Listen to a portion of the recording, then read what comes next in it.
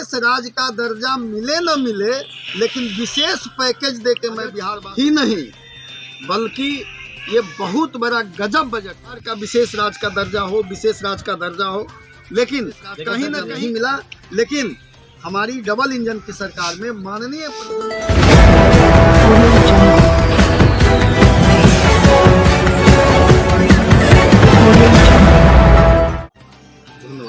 ये हुए हमारे साथ राम बाबू कामत जी, जो कि प्रदेश सचिव हैं, और साथ ही हमारे साथ भारतीय जनता पार्टी से जुड़े हुए जो ओबीसी के जिला उपाध्यक्ष हैं।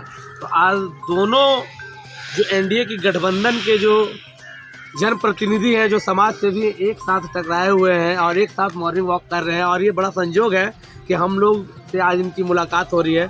सर, मैं ये जानना चाहूँगा कि जो इस बार का जो बजट पेश हुआ है, इसके बारे में कुछ जानकारियाँ दे देंगे। सबसे पहले मैं सोशल मीडिया पे ये बताना चाहूँगा कि आप बार बार हमें राम बाबू कहते हैं जी। मेरा सर्टिफिकेट का नाम है राजेंद्र प्रसाद कामत उर्फ राम बाबू। सर, राम बाबू सर इसलिए बोलते हैं क्योंकि सर आपको बड़े प्यार से राम बाबू कहा जाता है, और आपके नाम में राम है और साथ में बाबू लगा दिया जाता है। तो बाबू जो बिहार का जो एक जो आदरणीय सूचक शब्द हुआ, तो कहीं ना कहीं सर ये बड़ा प्रेम झलकता है, इसलिए सर मैं इस नाम से आपको संबोधित करता हूं। चलिए, अच्छी बात है। मैं अपना पूरा परिचय भी बता देना चाहूँगा सोशल मीडिया के माध्यम से।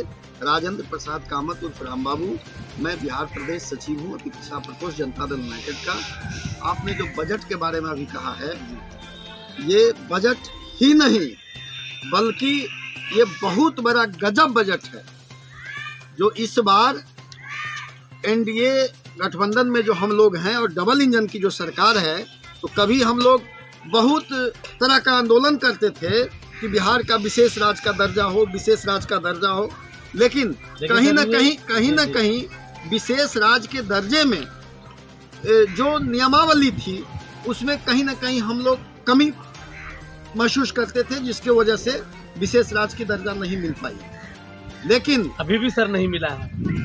और अब हम लोगों को यह महसूस हो रहा है विशेष राज्य का जो क्राइटेरिया है, उस क्राइटेरिया में कुछ कमी रह जाती थी बिहार के अंदर में, इसीलिए विशेष राज्य का दर्जा नहीं मिला। लेकिन हमारी डबल इंजन की सरकार में माननीय प्रधानमंत्री श्री नरेंद्र मोदी जी ने कहा कि विशेष राज्य का दर्जा मिले न मिले, लेकिन विशेष पैकेज देके मैं बिहार वासियों को सम्मानित करूंगा, और उन्होंने सम्मानित किया है। और माननीय श्री नीतीश कुमार जी जो ही एक लेटर लिखते हैं बिहार के विकास के लिए प्रधानमंत्री जी को, आज लेटर सेंड होता है दिल्ली और कल स्वीकृति मिल जाती है। तो अब विशेष राज्य की दर्जा की जरूरत नहीं है, बिहार में विशेष बजट की जरूरत है, जो विशेष बजट हमेशा मिल रहा है।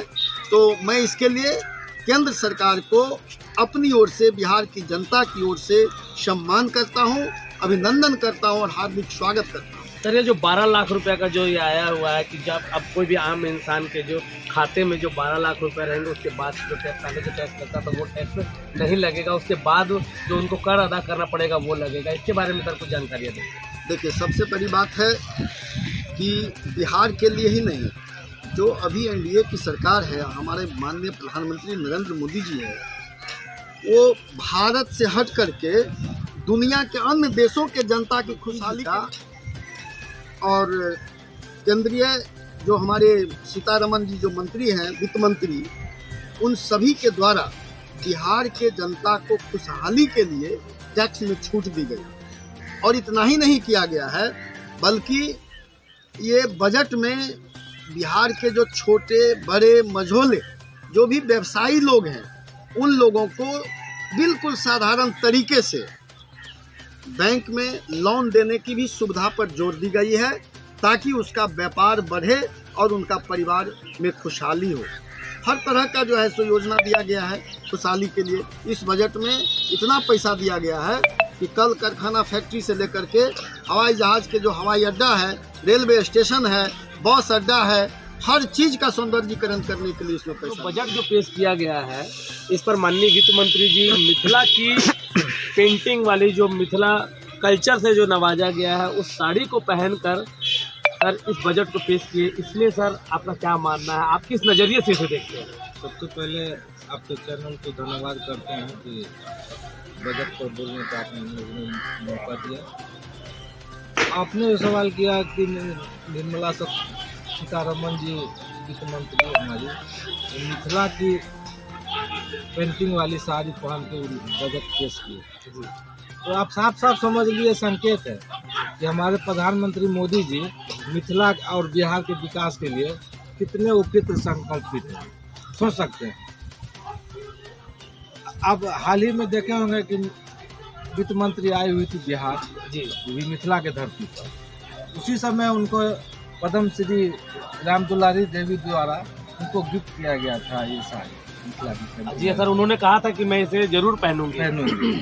तो एक आना वित्त मंत्री जी का आना और ये संकेत है कि बिहार और मिथिला का विकास और उनका बहुत ज़्यादा फोकस है। और ये सिर्फ वानगी नहीं है, आप जिधर नज़र उठाएंगे पूरब उठाएंगे तो आप देख लीजिए कमला बराज बन रहा है। आप दक्षिण देखें आपको सड़कें का मतलब जाल बिछ रहा है। ये मैं कह नहीं रहा हूँ, ये दिख रहा है। तो इससे और भी आगे अब आने वाला समय युवाओं का होगा। हमारे प्रधानमंत्री मोदी जी अब आगे युवा जो भी बेरोजगार हैं उनके लिए वो सोच रहे हैं